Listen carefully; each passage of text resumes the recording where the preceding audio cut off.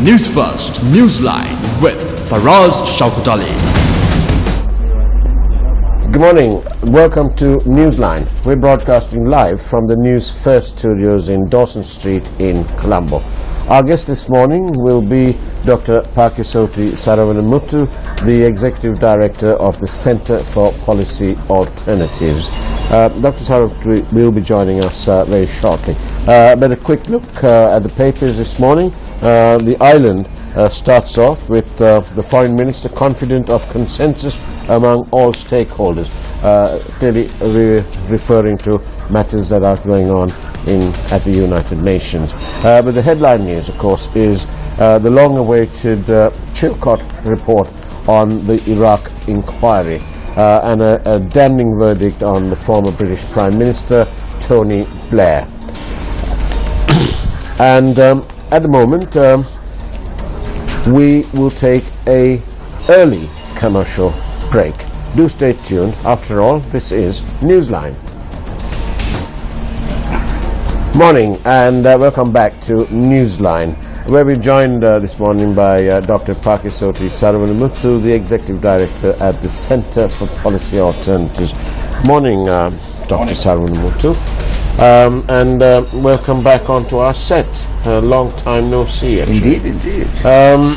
Actually, long time no hear either. What have you been doing? What's your CPA been doing? I don't know why you say no here, but then you probably don't read the vernacular press. We've been giving lots of interviews on that front. We've been doing a lot of work on transitional justice, right? In particular, coming out with a number of working papers on the Constitution, electoral reform. So you've actually been quite rather busy. Indeed, extremely. What about this business at the UN and so on? We have the Foreign Minister, Mangala Samarira, who says that the President was expressing an opinion. I was going to say merely expressing an opinion, but then he is the President and his opinion does count once in a way, doesn't it? Most certainly it counts. Presumably there is differences of opinion, shades of opinion as far as the question of international participation on an accountability mechanism. So I guess within the government there has to be a sort of negotiation or compromise or discussion, whichever one is a suitable euphemism, to decide on what that policy is going to be, because presumably there will be legislation that brought to Parliament to establish a new court, perhaps. So the government does need to speak with one voice and be of one opinion as far as this is concerned. Otherwise there's going to be considerable confusion. But isn't that considerable confusion, as you say, isn't it being caused because we actually have a joint government between two? Yes, that could be the source of it, but there is nothing that says that because it is a coalition government that you will invariably have two different sets of opinion on any one subject. The President, of course, has always maintained his position, and he doesn't appear to be resorting to the quaintness of the English language and the nuances of different meanings of different words. No, certainly not. And I suppose the Prime Minister, by extension too, by making the point about the Rome Statute, that he did not sign it when he was Prime Minister, etc., is making the same point. And he's also come out and said so. I understand there was a meeting with members of the armed forces, which the media reported on, where he's supposed to have said that he's of the same opinion. So, in fact, the President and the Prime Minister in that respect are of the same opinion. But doesn't all this mean that on the ground, that is there much progress on the ground? The people, let's talk about, say, the people of what is now called the former conflict areas, are they really more worried about all these other issues rather than what the reality is, that they want to have their roads, they want to have their water, electricity, schools, in short, they want opportunity? Yes, I mean, when you ask the question of what do the people in the north and east want, I would argue they want all of those things. Plus they want the truth acknowledged. Plus they want accountability, all of that. Now, some progress. Some progress has been made on certain fronts in terms of returning land, but insufficiently. And the progress has been slow. There's a lot more land to be returned. There is also the question of people being able to go back to their homes and lead proper livelihoods. There is also the question with regard to setting up the mechanisms for accountability, for reparations, for truth and justice, which is also a demand that comes.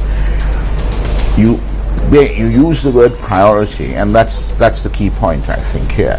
There's a question of as to whether the government in itself feels satisfied that what it has done and what it has promised, as to whether there is a disjunction between the two, whether there is a gap that needs to be bridged, and that in order to win the trust and confidence of the people on the ground, that this has to be bridged. I mean, the other day, for example, I heard of abduction.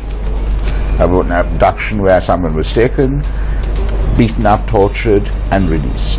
Now, this kind of thing should not be happening under this government. There are something like 10 odd incidents of that kind in the north and east. So I think it is time for them, certainly, to pay much closer attention to what is actually happening on the ground, rather than rely on rhetoric and broad sweep. And how will they find out on the ground?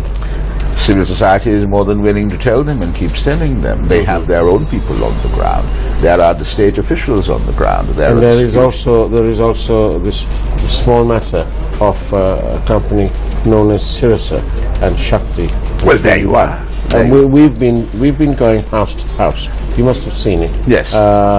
Think Again, it's called, and almost without exception, the message is that the people.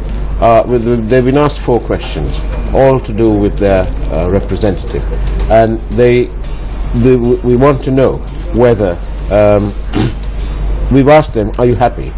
And without exception, the overwhelming response is no, that it's a litany of broken promises. And there was one lady just outside Kurunegala, and when she was asked whether she would, whether these people have come, the person she voted for, have they turned up since? And she said no. What did they promise you? Have they delivered? Well, they promised to have the road done. The road's not done. It takes us over an hour to travel 4 kilometers. One lady gave birth, she told us, en route, because you just can't go fast at all. And have they come back? No. Will you give them a vote the next time round? She said, I'll hit them with the broomstick first. And she said, if they fix the road, I'll vote for them. But this was replicated several times over. But the people are unhappy. And I'm sure... I think that's very clear, that people are dissatisfied, unhappy, feel that promises made have not been kept. And so the government really needs to look at this. And what will really happen from the UN business? Is it just a whole load of talk? And is it in the interests of even the Western powers, even the US and so on, who are obviously under pressure from the Sri Lankan diaspora, who are now citizens in those countries and so on, and who are lobbying for these events? Is it a mechanism to keep them at bay? Well, if to start, I think the impact, the influence, the importance of the Tamil diaspora in terms of domestic political considerations in the United States or indeed anywhere else is vastly exaggerated. Secondly, the point with regard to the UN is this, that it is the UN Human Rights Council. Whatever decisions it takes are not mandatory and binding on member states. Individual member states or collectivities of them can decide on taking certain action. Well, I mean, we have a final report on the OISL, or the report prepared by the Office of the Secretary General, and the resolution to be made in March 2017. by which time the expectation would be that things have improved on the ground in terms of the mechanisms for reconciliation put in place. Questions with regard to a political settlement and all of that have been dealt with, and things will be going in the right trajectory. I don't think there are sort of key, very specific and definite things that have to be done by then. Yeah. At the end of the day, what is important is that they are not rushed and a box is ticked off, but that the progress is in the right direction and that the commitment can be demonstrated to be sincere. In terms of this involvement, I think the Prime Minister some months ago clarified and said there would be participation. What's the actual, in plain English? As far as the accountability mechanism is concerned, and that is, I suppose, the key one, the most controversial one perhaps, participation means that you either have participation in terms of, as far as the court is concerned, in terms of judges, or you have advisors. So this is something that has to be decided, and I don't think it really has been decided in the sense that there is no legislation or anything on paper with regard to how exactly it's going to be set up and what its powers are going to be, in which cases it's going to be looking at, and all of that. So I think that is a debate also into the future. Beyond the life of this Parliament? No, I don't think so. I think the government may well want to ensure that, even as far as the accountability mechanism is concerned, that if there is legislation, and I think there probably will be, that legislation will come to Parliament before the March deadline for the report. Dr. Sarunuthu, how do you gauge your what the people in the former conflict areas are wanting? Has your organisation been there? Our organisation has been in talk to various groups. There are other organisations who we work with, who we have information from. So it's the usual field visits, conversations. There are organisations on the ground that get in touch with us when they have issues. So it's a combination of all of those things. Right. So surveys we do. Right. These surveys, you visiting people. The surveys are island-wide, so they involve people in the north and east as well. So you all have a pretty good idea of what those people want? I would say we have a reasonable idea, yes. And do you think that the government, do you think the Prime Minister and his team are fully aware of this? Yes, I don't think they're unaware of what people on the ground feel as far as the whole process of reconciliation is concerned, about moving towards normalization, livelihoods, all of that. I don't think they're unaware. How important was it when the Prime Minister announced some months ago, in response to a question that was posed to him by, I think from Channel 4, that when he was asked about these missing people, and he almost bluntly said that they're dead. They're most probably dead. That must have come as a great shock to the people who are looking for answers, the families and so on. Most certainly, it did come as a great shock. But do you think it was just a statement he's made, or is he privy to some information which these others are not? Well, I'm sure as Prime Minister of the country he's privy to some information. Right. But whatever it is, the coming out and saying that did cause a certain amount of shock and consternation for people who have not given up hope as far as their missing loved ones are concerned. So in that respect, yes, it created some shock. Right. Has it now added another dimension to this accountability process? We have the Prime Minister acknowledging that various people are dead, and also in the same breath saying that there was only so many, very small amount of people being held within the prison system, awaiting trial, or awaiting some charges even in some cases. So is that it? Is for the people searching for answers. No, that isn't it. And because, I mean, the point is very simply this, is that in order for them to, if they accept that their loved ones are dead, they then have to be able to access the entitlements that come given their current status. They have to accept death certificates if that is what they really believe. Those who refuse to accept and feel very strongly that their loved ones are still alive, the government has given them, has decided to issue something called certificates of absence, which will then still allow them to be able to access whatever entitlements and whatever they could now own in their own right and all of that.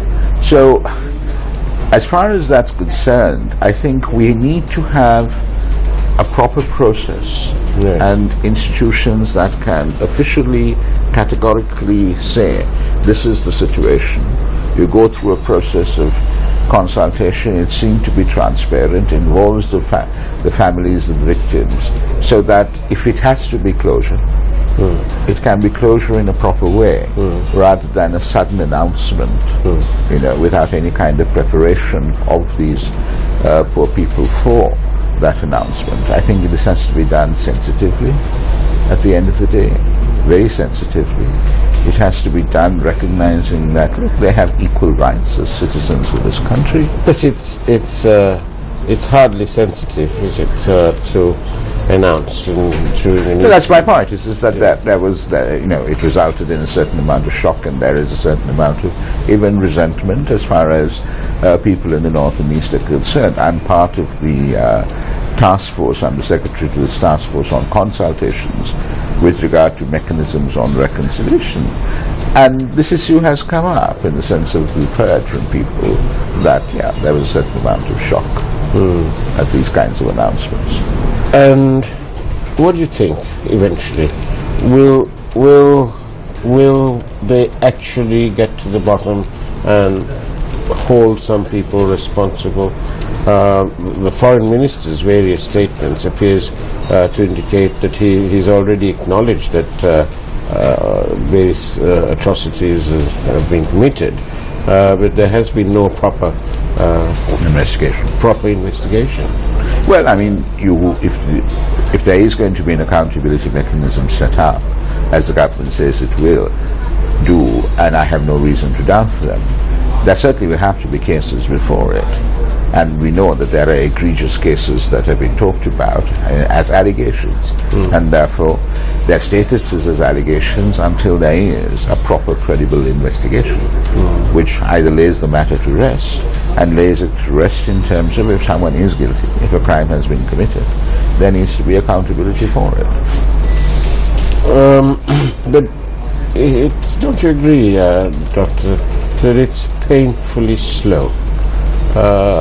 When we are following as we do, because, you know, he's been a part of the media and so on. For example, the investigation into the killing of Lasantha Wickrematunge. It's an awful long time. Absolutely, I agree with you wholeheartedly. I mean, there are a number of cases where it would seem to be the case that nothing has happened because there hasn't been a proper trial, there hasn't been a proper conviction. All of those problems do arise. But then that's what does it suggest? It suggests at the end of the day that we also have systemic problems, I think, with our criminal justice system in terms of whether it is capacity, whether it is resources, or whether it is a question of some kind of commitment in order to proceed much further. It's got to be one or the other or a combination thereof at the end of the day. So this is again something that has to be looked at. You see, I think what one has to understand is this. Granted, things are not happening as fast as the public would like. Yeah. Now, one can talk about over-expectation on the part of the public, not quite understanding precisely what needs to be done. We can also talk about over-promising. Precisely.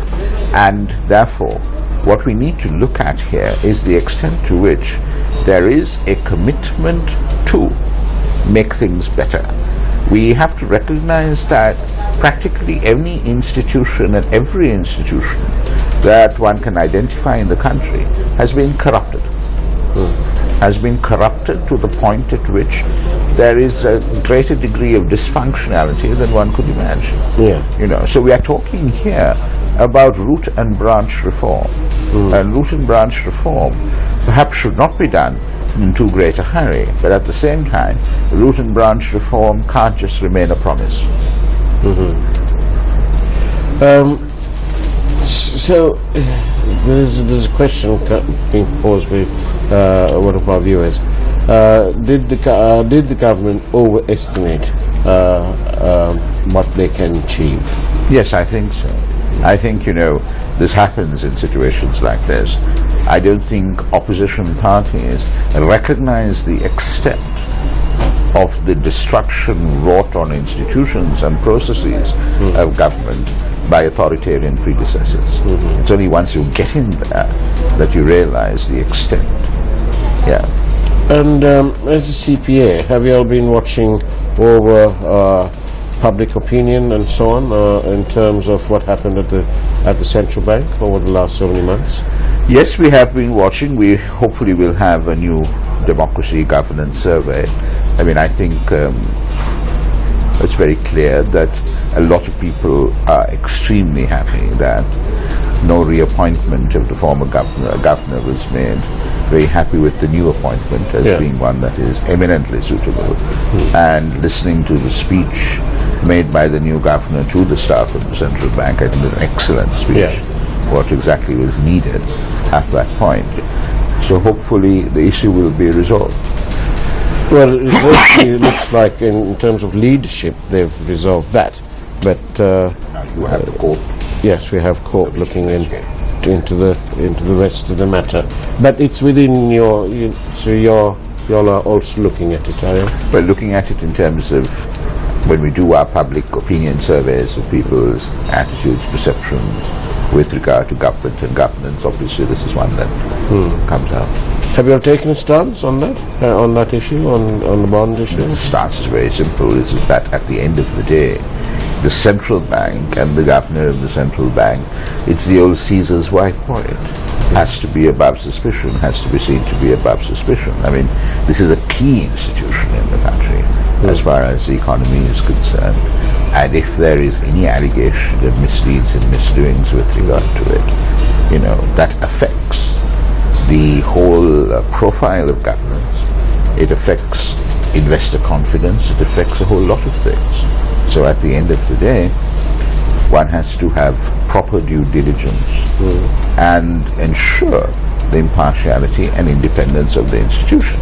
At the same time, of course, one can't sort of try people by media or whatever. And so if there are allegations of this nature, they have to be also investigated in a independent and transparent manner. I mean, politically, I suppose at the end of the day, the damage is done. The damage is done, and the government therefore needs to think in terms of a salvage operation of repairing that damage. I mean, it's almost astonishing that you say, a key institution such as the central bank, but the recommendation from the minister in charge of the subject of finance was left to so late. Doesn't really show much about how sensitive the government considers the role of the governor of the central bank. It was almost flippant because it was left literally to the last moment, and we did have a situation where we didn't have a governor in place. So, well, I think the stance, if I remember correctly, the stance of the Prime Minister, of a number of members, the cabinet members of the United National Party, was the argument of that to get rid of the governor would be unfair because the governor hasn't committed any wrong. They didn't and really get that rid hasn't of been established. So they waited until the term expired and appointed someone else. All right. So on some fronts it's moving along. On some fronts it's moving along, on some fronts it's not.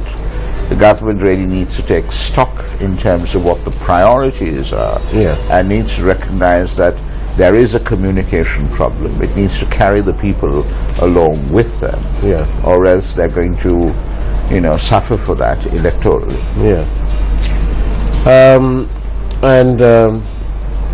How do you view, what do you think the international community will view our progress on all these, especially on accountability and reconciliation? The support of the international community will most definitely be there for this government as long as it meets its commitments that it has made both internationally as well as nationally. So, it's not blanket support, it is support that is based on agreement on certain things, on certain values, certain goals, certain objectives. So I don't think the government can take the international community for granted, and I don't think it is. It realizes that there are promises that have been made and therefore have to be kept. Very, very, very quickly, the Chilcot report out, and a sort of damning verdict on former Prime Minister Tony Blair, and an apology from him. How do you view all this? Well, I mean, the issue is as to whether apologies are sufficient, given the costs that have had to be paid. But one thing that I would say is this, is that you have a report which has been thoroughly investigated, which has come out. The independence, the impartiality of the report has not been questioned. It's been made public. The public figures who have been identified in the report have had to acknowledge it and respond to it. I think that's really how a functioning democracy ought to really function at the end of the day. That's what we need, that politicians realize they will be held accountable, if not immediately, eventually by. How many of the 225 fellows in Parliament are aware of that, do you think? I am not very clear in my own mind as to what on earth they're actually aware of, so I can't answer that question. Dr. Pakistoti Tharunamurthy, thank you very much for being on Newsline. Thank you. Thank you for having watched Newsline. Have a great day ahead. Take care. God bless.